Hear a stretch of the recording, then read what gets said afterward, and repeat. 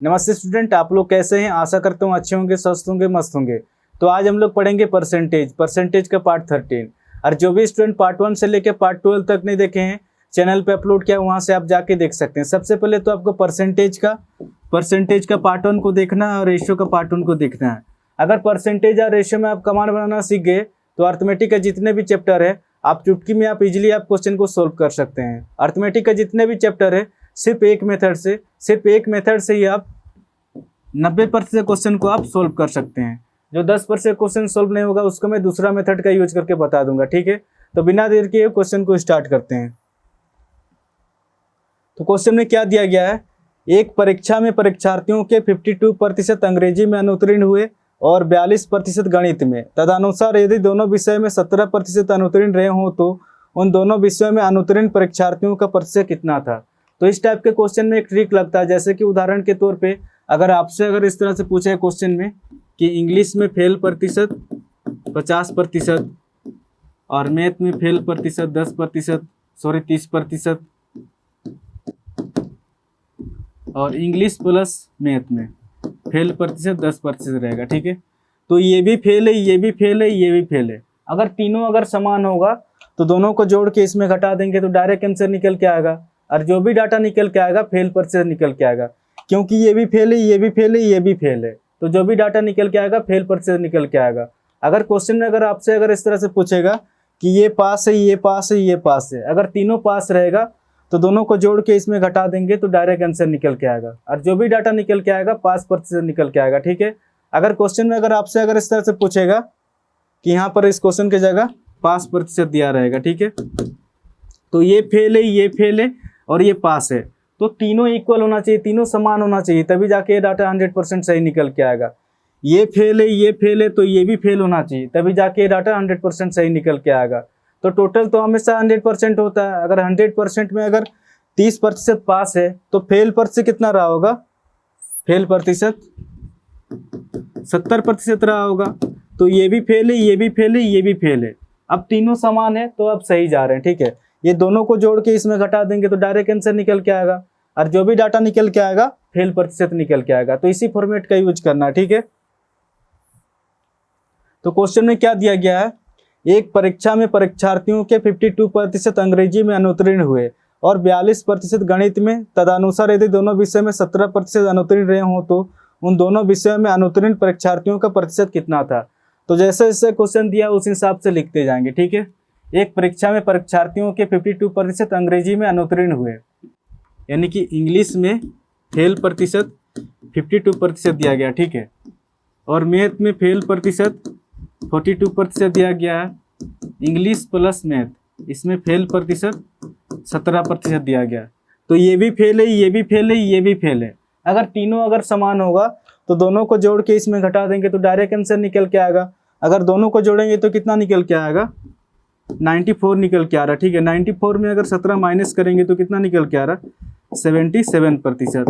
तो ये फेल है, ये फेल है, ये फेल है। तो जो भी डाटा निकल के आएगा फेल प्रतिशत निकल के आएगा, ठीक है। तो फेल प्रतिशत 77% निकल के आ रहा। तो क्वेश्चन में क्या पूछ रहा है?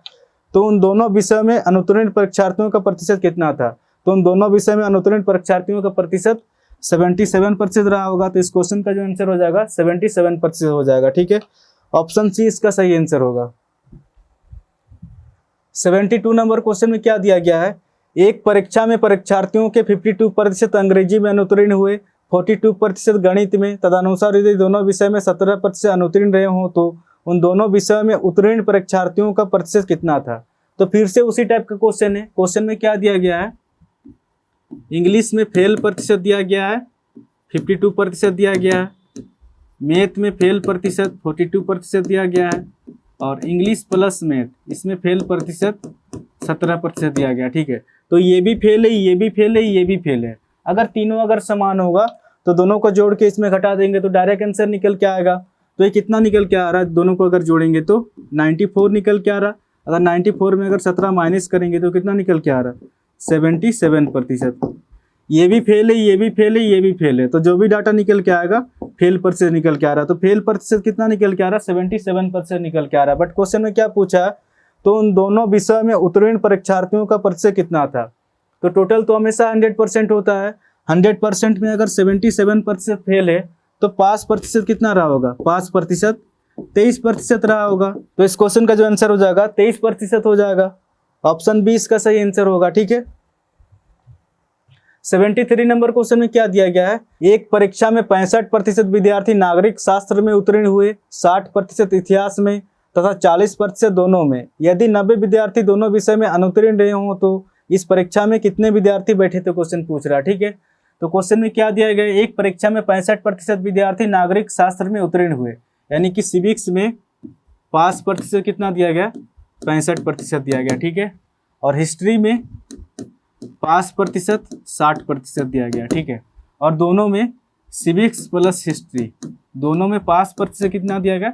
40% दिया गया। ठीक है। तो ये भी पास है, ये भी पास है, ये भी पास है। ठीक है। अगर तीनों अगर इक्वल होगा तो दोनों को जोड़ के इसमें घटा देंगे तो डायरेक्ट आंसर निकल के आएगा। अगर दोनों को जोड़ेंगे तो कितना निकल के आएगा? 125 निकल के आ रहा है। ठीक है। अगर 125 में 40% घटाएंगे तो कितना निकल के आएगा? 85%। तो ये भी पास है, ये भी पास है, ये भी पास है। जो भी डाटा निकल के आएगा पास प्रतिशत निकल के आएगा। ठीक है। तो टोटल तो हमेशा 100% होता है। 100% में अगर 85% पास है तो फेल प्रतिशत कितना रहा होगा? फेल प्रतिशत 15% रहा होगा। प्रतिशत में तो 15% फेल है, बट क्वेश्चन में क्या दिया गया है? यदि 90 विद्यार्थी दोनों विषय में अनुत्तीर्ण रहे हों तो नंबर में दिया गया है 90 दिया गया। ठीक है। प्रतिशत में तो 15% फेल है और नंबर में 90 विद्यार्थी फेल है। ठीक है। ये दोनों आपस में बराबर है, ये क्वेश्चन कर रहा है। आप इसको सोल्व करेंगे 15 से 1 पे जाएगा, 15 से ये कितना पे जाएगा? 15 से ये 6 पे जाएगा, यानी कि 1% कितना निकल के आ रहा? 1% 6 निकल के आ रहा। तो टोटल तो हमेशा 100% होता है। 100% के लिए यहाँ पर कितना की गुना करें कि ये 100% हो जाएगा? यहाँ पर 100 की गुना करेंगे तो ये कितना हो जाएगा? 100 का 100, ये 100% हो जाएगा। अगर बराबर के इधर हमने 100 की गुना किया है तो बराबर के इधर भी 100 की गुना करेंगे, क्योंकि ये मैथ का रूल है कि बराबर के इधर जितने की गुना करेंगे तो बराबर के उधर भी उतने का गुना करना पड़ेगा। तो कितना हो जाएगा? 6 का 6 यानी कि 600 हो जाएगा। तो क्वेश्चन में क्या पूछा है? तो इस परीक्षा में कितने विद्यार्थी बैठे थे? तो इस परीक्षा में 600 विद्यार्थी बैठे होंगे। तो इस क्वेश्चन का जो आंसर हो जाएगा ऑप्शन सी इसका सही आंसर होगा। 74 नंबर क्वेश्चन में क्या दिया गया है? किसी परीक्षा में 60% विद्यार्थी अंग्रेजी में तथा 70% गणित में उत्तीर्ण रहे हों, यदि 20% विद्यार्थी दोनों विषय में अनुत्तीर्ण रहे हों तथा 400 विद्यार्थी दोनों विषय में उत्तीर्ण रहे हों तो कुल परीक्षार्थियों की संख्या कितनी है? क्वेश्चन पूछ रहा है। ठीक है। तो किसी परीक्षा में 60% विद्यार्थी अंग्रेजी में यानी कि इंग्लिश में पास प्रतिशत दिया गया 60%। ठीक है। और मैथ में पास प्रतिशत 70% दिया गया है।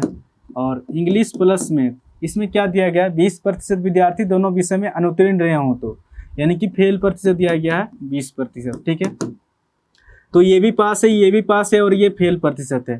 तो तीनों इक्वल होना चाहिए तभी जाके ये डाटा 100% सही निकल के आएगा। ठीक है। ये पास है, ये पास है, तो ये भी पास होना चाहिए। ठीक है। तो टोटल तो हमेशा 100% होता है। अगर 100% में अगर 20% फेल प्रतिशत है तो पास प्रतिशत कितना रहा होगा? पास प्रतिशत 80% रहा होगा। ठीक है। अब ये भी पास है, ये भी पास है, ये भी पास है। अब तीनों इक्वल है तो 100% सही जा रहा है। तो दोनों को जोड़ के इसमें घटाएंगे तो डायरेक्ट आंसर निकल के आएगा। दोनों को जोड़ेंगे तो कितना निकल के आएगा? 130। अगर 130 में अगर 80 घटाएंगे तो 50% निकल के आएगा। ठीक है। तो ये पास है, ये पास है, ये पास है। तो जो भी डाटा निकल के आएगा पास प्रतिशत निकल के आएगा। तो पास प्रतिशत 50% निकल के आ रहा है। बट क्वेश्चन में क्या दिया गया है? तथा 400 विद्यार्थी दोनों विषय में उत्तीर्ण रहे हों। ठीक है। प्रतिशत में तो 50% विद्यार्थी पास हो रहा, बट नंबर में 400 विद्यार्थी दिया गया। ठीक है। प्रतिशत में तो 50% विद्यार्थी पास है और नंबर में 400 विद्यार्थी पास है। ये दोनों आपस में बराबर है, ये क्वेश्चन कर रहा है। आप इसको सोल्व करेंगे 0 से 0 कट जाएगा, 5 से कितना पे जाएगा? 5 6 8 40, यानी कि 1% कितना निकल के आ रहा है? 1% 8 निकल के आ रहा है। तो कोई भी कुल वस्तु टोटल तो हमेशा 100% होता है। 100% में यहाँ पर कितना की गुना करें कि 100% हो जाएगा? यहाँ पर 100 की गुना करेंगे तो ये कितना हो जाएगा? 100 का 100, ये 100% हो जाएगा। अगर बराबर के इधर हमने 100 की गुना किया है तो बराबर के इधर भी 100 की गुना करेंगे तो कितना हो जाएगा? 8 का 8, यानी कि 800 हो जाएगा। तो क्वेश्चन में क्या पूछा है? तो कुल परीक्षार्थियों की संख्या कितनी है? तो कुल परीक्षार्थियों की संख्या 800 रही होगी। तो इस क्वेश्चन का जो आंसर हो जाएगा ऑप्शन बी इसका सही आंसर होगा। ठीक है। तो आज के लिए इतने क्वेश्चन करेंगे। कल हम लोग करेंगे परसेंटेज का पार्ट 14 करेंगे। ठीक है। अगर वीडियो अगर अच्छा लगा तो चैनल को शेयर एंड सब्सक्राइब जरूर करें, क्योंकि हमें एक अंदर से मोटिवेशन फील होता है कि हाँ इतने लोगों तक वीडियो पहुंच रहा है तो हमें और भी वीडियो बनाने का मन करेगा। तो इसलिए चैनल को जितना हो सके शेयर एंड सब्सक्राइब जरूर करें और कमेंट करके जरूर बताएं कि आपको वीडियो कैसा लग रहा। तो आज के लिए इतने क्वेश्चन करेंगे, फिर नेक्स्ट वीडियो में मिलेंगे। धन्यवाद।